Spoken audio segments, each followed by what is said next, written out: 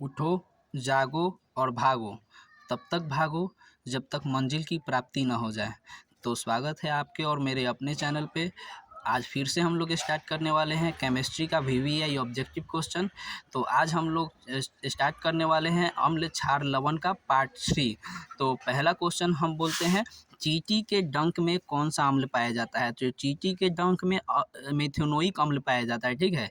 इससे पहले हम लोग सिट्रिक अम्ल वगैरह इस सब का पढ़ लिए कि सिट्रिक अम्ल किस में पाया जाता है, तो संतरा में। पहले वाले वीडियो में जाके देख लीजिएगा। और ठीक है, चींटी के डंक में कौन सा अम्ल पाया जाता है? मिथेनोइक अम्ल। तो आप लोग में से कुछ लोग बोलिएगा कि नहीं सर, चींटी में तो फॉर्मिक अम्ल पाया जाता है। तो इसीलिए हम नेक्स्ट क्वेश्चन में भी हम लिख दिए हैं उसी क्वेश्चन। ये भी क्वेश्चन बहुत बार एग्जाम में आया हुआ है, क्या कि मिथेनोइक अम्ल का सामान्य नाम क्या है? तो मिथेनोइक अम्ल को ही तो हम लोग फॉर्मिक अम्ल कहते हैं, ठीक है। तो इसलिए पूछे कभी चींटी के डंक में कौन सा अम्ल पाया जाता है, तो अब आप लोग बोलिएगा मिथेनोइक अम्ल या फॉर्मिक अम्ल, ठीक है। अब देखिए, उदासीन विलयन का पीएच मान क्या है? 7 होता है, ठीक है। उदासीन विलयन का पीएच मान 7 होता है। इससे पहले हम बताए हुए हैं कि अम्ल का पीएच मान क्या होता है? 7 से कम। और क्षार का पीएच मान क्या होता है? 7 से अधिक, ठीक है। और उदासीन विलयन का पूछ ले तो 7 होता है। नमक का रासायनिक सूत्र क्या होता है? तो नमक का रासायनिक सूत्र NaCl यानी कि सोडियम क्लोराइड, ठीक है। ये भी क्वेश्चन पूछता है। रासायनिक सूत्र तो हम बोले ही हैं कि बहुत बार पूछा जाता है। निम्नांकित में कौन सा जो है कि लवण है, ठीक है। तो लवण क्या होता है? अम्ल और क्षार की अभिक्रिया कराते हैं तो लवण और जल बनता है, ठीक है। क्या बनता है?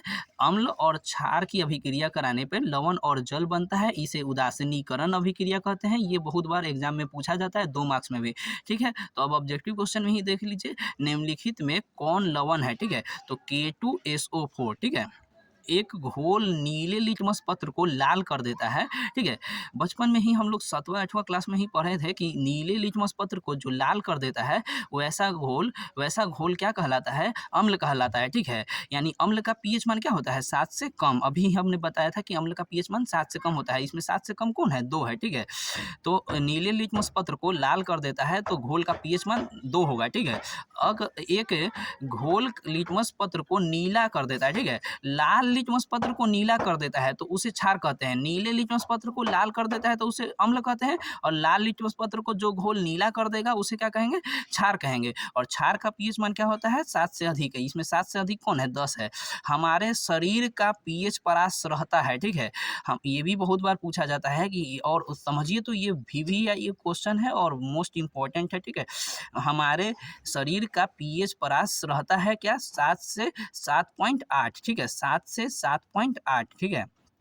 कभी कभी ऐसे देखने को मिलेगा कि 7 से 7.0 से 7.8, तो ये भी सही है। वही बात है, 7 से 7.8 के बीच, ठीक है। अमाशय में कौन अम्ल पाया जाता है, ठीक है। अमाशय यानी पेट में हमारे कौन सा अम्ल पाया जाता है? तो पाया जाता है HCl, हाइड्रोक्लोरिक अम्ल, जो भोजन को सड़ने से बचाता है और भोजन को पचने में मदद करता है। अमाशय में कौन सा अम्ल पाया जाता है? तो HCl। बैटरी अम्ल किसे कहते हैं, ठीक है। बैटरी अम्ल किसे कहते हैं? तो ये भी पूछा जाता है एग्जाम में। बैटरी अम्ल यानी बैटरी में जो अम्ल डाला जाता है एसिड, उसे H2SO4 कहते हैं। यानी ये है सल्फ्यूरिक एसिड, ठीक है। ये लिख देता हूं मैं यहाँ पे, सल्फ्यूरिक एसिड, सल्फ्यूरिक एसिड, ठीक है। Sulphuric acid. कभी पूछे कि बैटरी में कौन सा अम्ल पाया जाता है, तो सल्फ्यूरिक एसिड H2SO4। अब देखिए, दही में कौन सा अम्ल पाया जाता है? तो लैक्टिक अम्ल। कभी पूछ लेगा कि खट्टा दूध में कौन सा अम्ल पाया जाता है, तो वही बात है, दूध में यानी दही में कौन सा अम्ल पाया जाता है? तो लैक्टिक अम्ल पाया जाता है, ठीक है। फॉर्मिक अम्ल और टार्टरिक अम्ल, ये सब भी हम पहले बता चुके हैं, ठीक है। जाके देखिएगा कि किस में कौन सा पाया जाता है, ये भी सब पूछा जाता है। चलिए, एक क्वेश्चन लास्ट का बहुत ज़्यादा इंपॉर्टेंट है, ये भी देखिएगा। इसको कभी कभी 2 मार्क्स में भी पूछ लेता है कि पूछता है क्या कि एक्वा रेजिया क्या है? तो एक्वा रेजिया जो होता है ना, HCl और HNO3 का एक मिश्रण होता है। और ये कितना अनुपात में होता है? तो वो 3:1 में होता है, ठीक है। ऑप्शन देखिए, यहाँ पे ऑप्शन बहुत घुमाने वाला है कि 3:1 है और 1:2 है, 3 है, ठीक है। कभी 2:1, 1:2, मतलब आप कंफ्यूज मत होइएगा। यहाँ पे याद रखिएगा 1:3 पे नहीं, 3:1 पे। तो क्वेश्चन है कि एक्वा रेजिया में HCl और HNO3 कितना अनुपात अनुपात में होता है तो 3:1 में।